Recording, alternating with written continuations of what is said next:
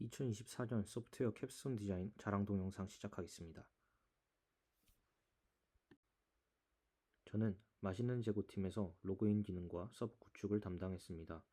주요 기술 구현 내용은 다음과 같습니다. 더블 서브밋 쿠키 패턴을 이용해서 CSRF 토큰을 발급하고 이에 대한 공격을 방지했습니다.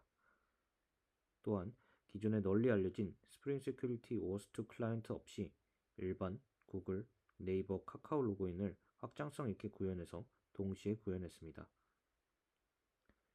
배포 환경의 경우 AWS 코드 디플로이와 엔진엑스를 활용한 무중단 배포 환경을 쉘 스크립트 작성을 통해 구축했습니다. 웹에서 인증 인가 기능 구현에는 주로 세션 인증 방식과 JWT 토큰 인증 방식 중 하나가 활용됩니다. 서버와 클라이언트 앱을 따로 구현할 경우 대부분의 프로젝트에서는 JWT 토큰을 웹의 로컬 스토리지에 저장해 두었다가 인증이 필요한 요청마다 헤더에 토큰을 추가하여 서버에서 이를 파싱하는 작업을 통해 인증 기능을 구현합니다. 하지만 로컬 스토리지를 사용하여 토큰을 보관할 경우 XSS 공격에 노출될 위험이 크기 때문에 토큰의 안정성을 보장할 수 없습니다.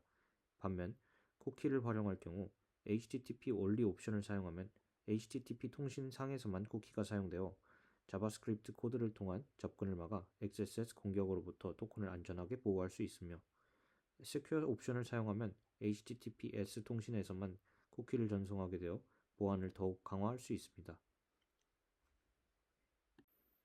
물론 스프링 세큐리티에서도 CSRF 공격에 대한 방지 기능을 제공해 주지만은 이는 타임리프를 활용한 웹서버 프로그래밍에서만 유효합니다. 먼저 CSRF 공격을 방지하기 위해서는 쿠키를 사용하는데 스프링 부트 앱과 리액트 앱 간의 쿠키 통신을 허용하기 위해서는 다음과 같은 조건들을 충족해야 합니다. 여기서 스프링 부트 앱과 리액트 앱은 서로 각자 다른 도메인을 통해 배포되었다고 가정합니다. 우선 리액트 앱에서 스프링 부트 앱에 API를 호출할 때 HTTP 요청 헤더가 Access Control Allow Credentials가 true로 설정되어 있어야 합니다. 그리고 쿠키의 same site 속성이 none이어야만 합니다. 그리고 3번, 2번을 만족하기 위해서는 HTTPS로만 통신을 해야 됩니다. 즉, secure 속성이 true여야 합니다. 전체적인 구조는 다음 그림과 같습니다. 리액트 앱이 새로 실행될 때마다 서버에서 같은 내용의 CSRF 토큰을 쿠키로 한 번, 그리고 메시지 바디로 한 번 발급해 줍니다. 그리고 두 번째, CSRF 공격에 대한 보호가 필요한 API 요청, 포스트, 풋, 패치, 딜리트 등과 같은 요청 시에 앞서 발급받은 토큰의 내용을 XCSRF 토큰이라는 이름의 헤더에 추가해서 요청을 합니다.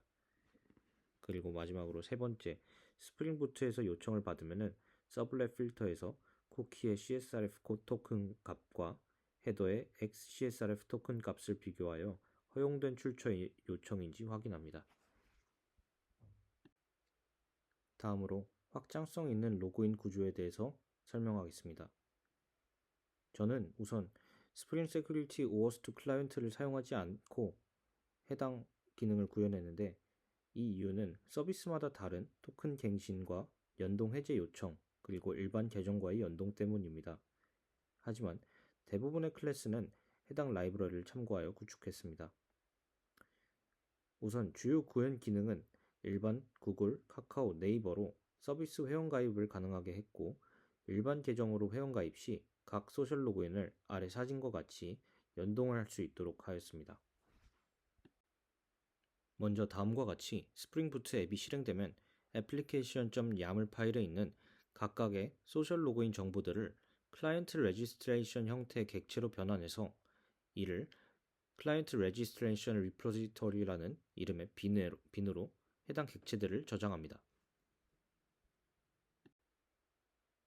먼저 사용자가 지정된 경로로 로그인을 요청할 경우 서버에서는 get 요청 시 구글, 카카오, 네이버에 해당하는 로그인 페이지 URL로 리다이렉트 시켜줘야 됩니다. 다음 그림에서 1번과 2번에 해당하는 부분입니다. 따라서 서비스마다 다른 각자의 URL로 리다이렉트 시켜주기 위해서는 다음과 같은 클래스 다이어그램을 통해서 구현을 했습니다. 즉, 디자인 패턴 중 팩토리 패턴을 이용해서 각각의 다른 서비스에 대해서 OAuth2 서비스를 상속받는 각각의 다른 서비스 객체를 생성해서 반환을 했습니다. 인증 페이지 요청, 토큰 갱신 요청, 유저 정보 요청 등 모든 소셜 서비스가 비슷하게 처리하고 있어서 이를 공통 메소드로 구현을 했지만 연결 해제 요청의 경우 각 소셜 서비스마다 호출에 사용되는 메소드, 파라미터 등이 상이해서 별도로 구현을 해야만 했습니다. 이 부분을 처리하기 위해서는 언링크 메소드를 abstract 타입으로 선언하고 서브 클래스를 언링크 메소드를 통해서 구현을 했습니다. 이후 사용자가 로그인 페이지에서 로그인을 마치면은 인가 코드가 서버로 전달되게 되고 서버에서는 REST 템플릿을 이용해서 해당 인가 코드로 토큰을 발급받고 해당 토큰을 통해 또 한 번 유저 인포를 발급받게 됩니다. 해당 정보를 가지고 다음과 같은 로그인 처리를 할 수 있게 되는데 우선 경우의 수는 다음과 같습니다. 처음 로그인을 하는 경우 중복된 이메일의 유저 정보가 데이터베이스에 있을 경우에는 로그인 처리를 진행하면 되고 없을 경우에는 회원 가입을 진행합니다. 이미 로그인이 되어 있는 상황에서 소셜 로그인으로 요청할 경우, 즉 일반 로그인으로 로그인이 되어 있는 상태에서 소셜 로그인 계정 연동하기 버튼을 클릭했을 때 계정 연동을 진행해 줍니다. 유저 인포를 받는 과정에서 역시 각각의 소셜 서비스에 대한 반환값이 다 다르기 때문에 이를 처리할 수 있도록 팩토리 패턴을 다시 한번 이용했습니다. 결국 최종적으로 생성되는 유저 테이블의 정보는 다음과 같습니다. 권한 역시 JPA의 엘리먼트 컬렉션과 컬렉션 테이블 어노테이션을 활용해서 새로운 테이블로 관리를 해 주었습니다.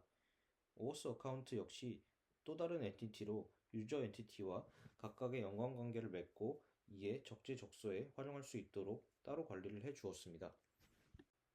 마지막으로 AWS 코드 디플로이와 엔진엑스를 활용해서 구축한 무중단 배포 환경에 대해서 설명해 드리겠습니다.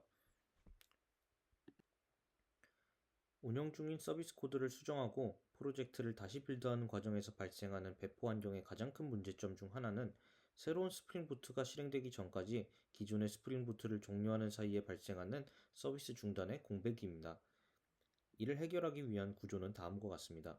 먼저 하나의 AWS EC2 안에 엔진엑스 한 대와 두 대의 스프링 부트를 8081 포트와 8081 포트에 나누어서 구동합니다. 코드를 수정하고 새롭게 다시 빌드된 스프링 부트 자료를 코드 디플로이를 통해서 EC2에 전달합니다. 코드 디플로이의 aspect.yaml 파일은 생명 주기에 맞는 스크립트 파일을 순서대로 실행하게 됩니다. 가장 먼저 profile.sh 파일이 어떤 포트에서 새로운 자료를 구동할 수 있을지 찾습니다. 여기서는 8082 포트입니다. 다음으로 8082 포트에서 원래 기존에 실행 중이던 스프링 부트 자료를 종료합니다. 이를 수행하는 파일은 stop.sh 스크립트 파일입니다. 이후에 새로운 자료를 8082 포트에서 실행합니다. 이는 start.sh 스크립트 파일이 실행합니다. health.sh를 통해서 8082에서 자르가 제대로 구동되고 있는지 확인하고 엔진엑스의 리버스 프록시 포트를 8082 포트로 변경해서 switch.sh 파일이 엔진엑스를 릴로드하게 됩니다. 코드가 수정되고 새로운 자르 파일이 배포될 때마다 위 과정이 8082 포트에서 8082 포트로 8082 포트에서 8081 포트로 번갈아 가면서 교체됩니다.